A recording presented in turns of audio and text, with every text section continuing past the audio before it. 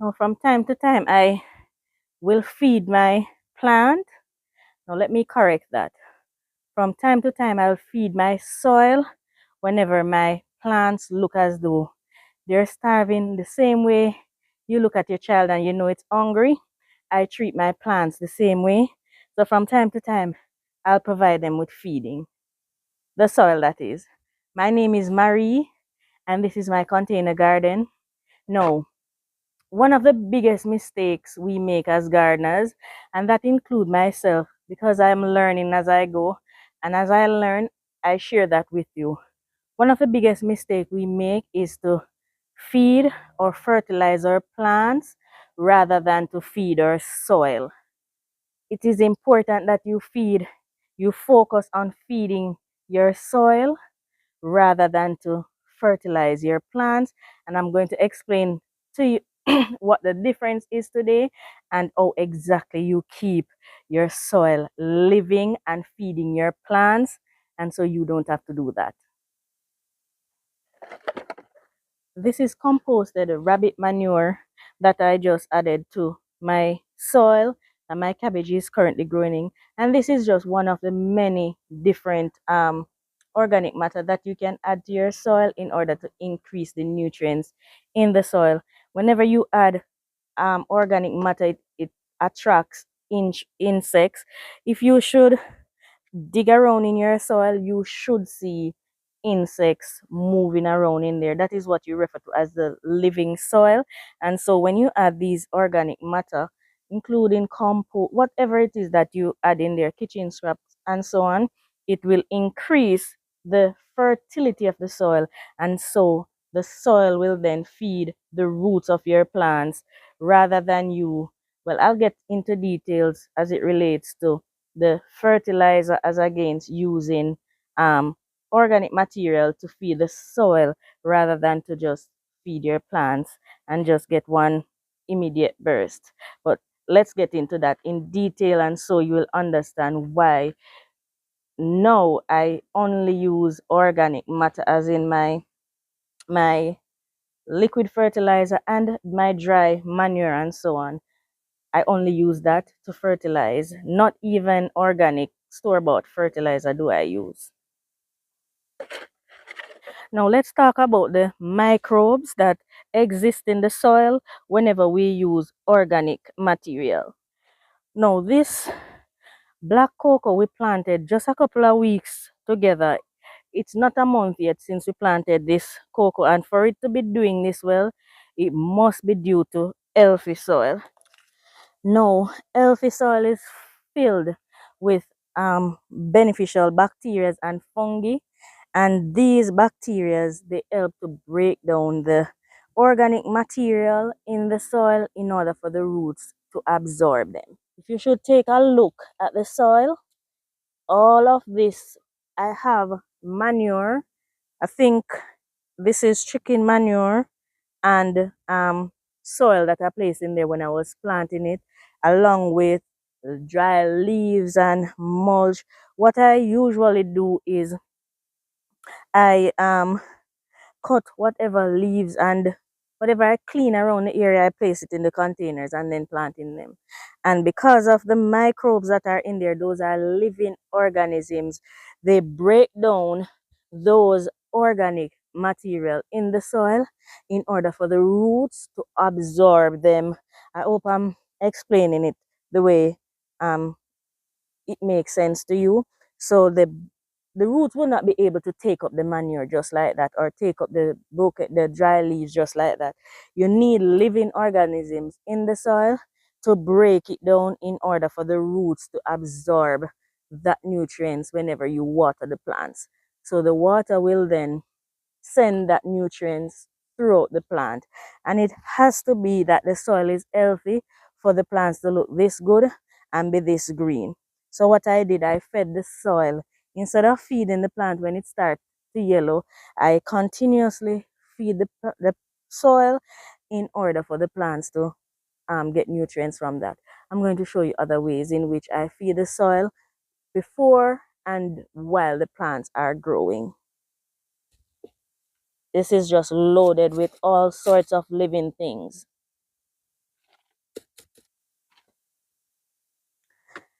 No, a good healthy soil, it just does not happen overnight. It's something that you have to build and you have to sustain the soil in order for it to be beneficial long term. One of the benefits, the most important benefit of feeding your soil is for long term fertility and not just a one time fix and a couple of days your plants looking sad again and you need to refertilize. Is for long term. So you want to sustain the nutrients in the soil. And one way that you can do that, or one way that I do that, is to bury the organic material close to the root of my plants that are already growing. Now I'm going to show you how I amend the soil in a minute if it is that I have not yet planted anything in that area. So what I do, I dig a trench close to, are you able to see? I hope you are. And tomatoes are heavy feeders. These need to be fed through the soil often every day. Well, you don't place the amendments there every day, but the plant require a lot of feeding, a lot of nutrients. So I dig a trench close to the root, and these are scraps from the kitchen. I have all sorts of vegetable scraps, and banana peel is really, really one of the most important. They need a lot of potassium. Fruiting vegetables such as tomatoes and peppers. My peppers always does well because I tend to bury banana peel close to my pepper plant in order for them to be fed continuously and for them to continue fruiting. So I just bury my scraps right next to the root of the plant, cover it up. I don't allow it to touch the plant because when some scraps get wet, they can burn or cause the root of your plant to rot. So you don't put it on the root, you put it a little distant away, and whenever they break down, the root will find the nutrients. So you need to sustain the fertility of the plant by keep replenishing that organic material that attracts those beneficial insects to break them down. And once they're broken down, the plants will be fed.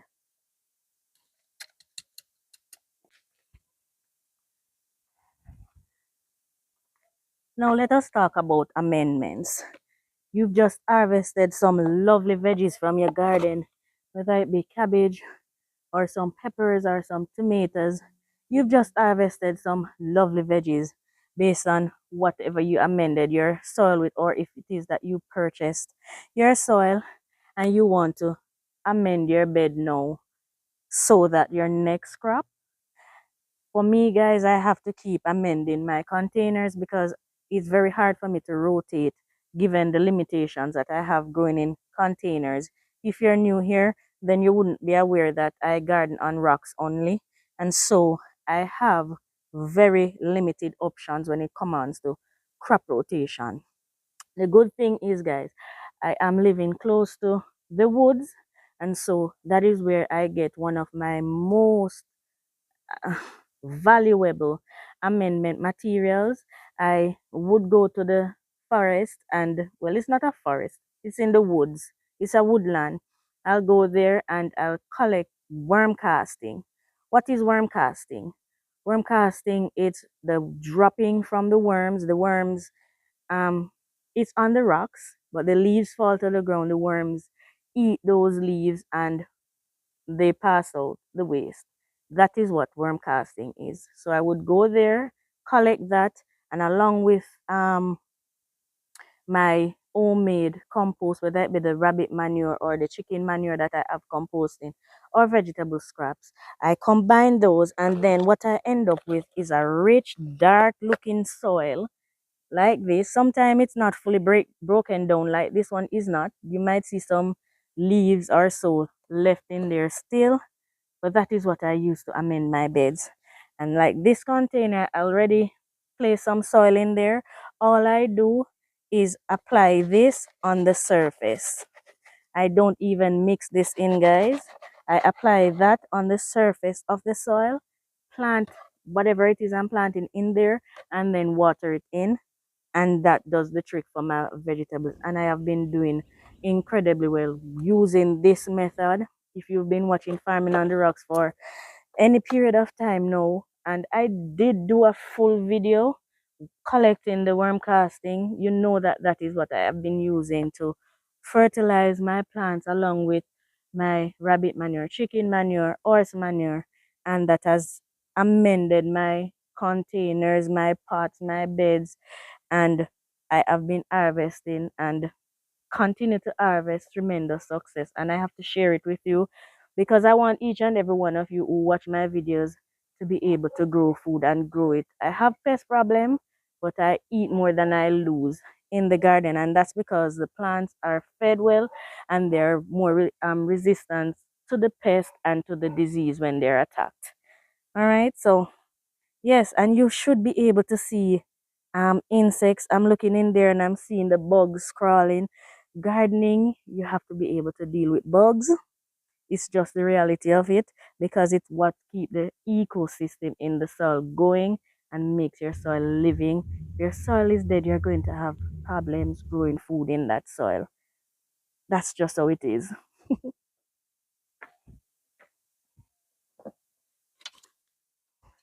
Okay, so you have amended your bed and you're wondering what's next. You've amended your bed and you've planted your seeds. What do I do next in order to keep that, what do we call living soil going? No, in here I have a few volunteer tomatoes, but my container, it is for ginger. So I have a few little gingers coming up. I amended this after harvesting the ginger from here. I amended it, and then the next most important thing to do is to mulch. So if you should pull back this mulch just a little, there are so many activities taking place under there. I don't like to disturb my mulch much because I just love what is going on underneath there. If you pull back your mulch and you're not seeing anything, something is wrong. It's either chemical is in the soil or something that is killing those living things. Ants is a problem, but it's always good to see some amount of ants buzzing around in your soil. It aerates it and it makes it easier for the roots of your plant to access oxygen, which all plants need. So yeah, it's important to mulch after you've amended the bed and planted your seeds or your seedlings. If it is that they're very tiny seeds and they might have problem coming through the mulch, allow them to grow first, and once they're able to stand firm, then you can mulch around those plants. But mulching is critical to keep the moisture in and also to protect those organisms that are living in your soil. Ah, take care of those babies under there. Now, why do we feed the soil rather than to just fertilize the plants? It is simple, guys. The soil microbes, they release the nutrients slowly. As the plants need it, it releases the nutrients slowly as against those synthetic fertilizers. It's a quick burst of nutrients that the plant receive, and as quick as those nutrients goes into the plant, it releases or depletes just as quickly. And so you need to fertilize more frequently. And so it is just logical. It breaks down slowly. The plants collect those nutrients slowly, so it lasts very long. This collard greens plant, I've always said, I don't fertilize it, but looking back, I do, because when I prune, I place the leaves there, and there are so many little worms and so under there, and they're eating it. Some little what are they called? Unicorn snails, ants. They eat those leaves and break them down. In there, these large green leafy vegetables, they need mostly nitrogen. Their leaves are filled with nitrogen. So I'm assuming, well, I know now that these leaves are feeding themselves. And in essence, in the forest, that is how it works. The plants, the leaves, winters, and they break down, and nobody feeds those trees. And when spring, they're the most beautiful. And that's how it was meant to be. They were meant to feed themselves. So unconsciously, I was feeding my collard greens with its own leaves, and it has done exceptionally well. So I say that to say it is better to feed your soil those organic material, and then they take their time, break down in the soil, and then the roots collect those nutrients as they need them. Now these are the dry leaves from the strawberry. And guys, I just harvested two beautiful strawberries from right here. And what I usually do, I crush the leaves. The sun is so hot, guys, and so the leaves are very, very crispy. And I usually just place them back in the containers, and then I water this with my banana tea that I showed you up top. I would water them occasionally with that.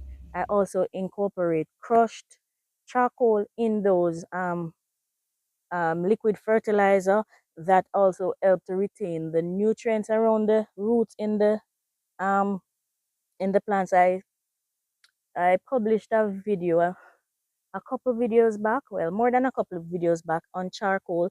If it is you want to see, if you've not seen it yet and you want to see exactly how charcoal help in the fertilizing of your plants and retaining that fertilizer on your plants for a long time, and these are doing exceptionally well. I'm so proud of them. They're still producing fruit. I have the fruits in little bags. But what I wanted to show you was this pepper plant. These pepper plants, I also use the banana tea and the manure and the worm casting. There's a way for you to tell that your plants are healthy, and usually you see mushrooms growing in there. And if you look closely, there are quite a few in this container, and my son keep pulling them out. I keep telling him allow them to rot in there, but they look so cute, so he keep pulling them out. But that's a sign that your soil is healthy and it is doing well, when you see those living things growing out of your soil. And it's fine to just let them be. These cabbages are doing fantastic, and I use the same. When I don't give these to the rabbits, I just take them off and place them there. And rather than this, help in two ways, guys. Pest control as well, because rather than the little worms that stays, or the little snails, I have some little snails in shells. I think they're called unicorn snails. They rather to eat the leaves that are on the ground softening rather than the crispy leaves. So when I place them there, they the decomposing leaves, the pest rather to have those rather than my cabbage itself. Now, how does organic matter impact your soil? Whether you have sandy soil or very, very tight clay soil, it impacts them in a positive way. If it is that your soil is too um, sandy and you add some organic material, it will break down and allow the soil to have more body. Now, if you have too much of a clay soil and it's too tight, it will also break down and lighten that soil, allowing for more drainage and for more water retention in your soil. And so, whether or not you are on either side of the spectrum, organic material will benefit your soil. If it is that you have clay soil, you might need a little less. If it is that you have sandy soil and it is draining too quickly and you need more body in that soil, then you add more compost or more whatever it is that you use to enrich your soil in order to have it balanced. Because without balance, you're having a problem. And that's what we want. We want the balance. You look right here, there are so many what's that called? Mushroom growing right on the soil right here. Just tells you that there's something good going on in your container, obviously. Now, in closing, guys, we all want to live in a safer environment.